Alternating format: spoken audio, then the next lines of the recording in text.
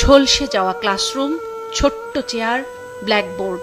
আগুনের লেলিহান শিখা আর বিস্ফোরণের তীব্রতায় দুমড়ে মুচড়ে গেছে পানির পট, ছিন্ন ভিন্ন আধাপোড়া বৈখারি স্কাই।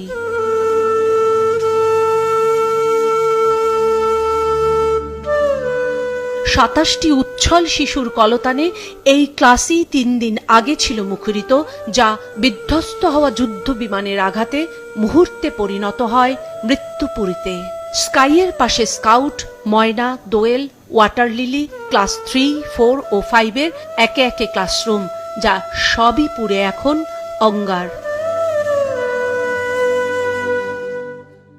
এই ক্লাসেরই কোনো একটিতে ছিল ৩য় শ্রেণীর শিক্ষার্থী মেহেরবা। দুর্ঘটনার পর গেল ৩ দিন ধরে নিখোঁজ সে। সন্তানের খোঁজে হাজির ওর মা ও পরিবারের কয়েকজন। প্রতিদিনই আসছেন তারা এখানে যদি কোনো খবর মেলে মেহেরবার।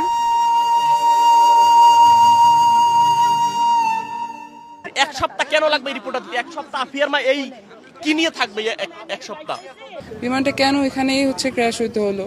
এত বড় মাঠ আমাদের ওইখানে পড়তে পারতো। তো সেটা আসলে মেনে নেওয়ার মতো না। দুর্ঘটনার পর প্রথমবারের মতো আনুষ্ঠানিক বিবৃতি দিয়ে স্কুল কর্তৃপক্ষ আজ জানায় মারা গেছে মোট 18 শিক্ষার্থী সহ 22 জন। নিখোঁজ 3 শিক্ষার্থী ও 2 অভিভাবক। তবে স্বাস্থ্য অধিদপ্তরের হিসেবে মৃতের সংখ্যা 31, যার মধ্যে 26 জনই শিক্ষার্থী। সবশেষ আইএসপিআর এর গত পরশুর দেয়া তথ্য অনুযায়ী নিহতের সংখ্যা ছিল 32 জন।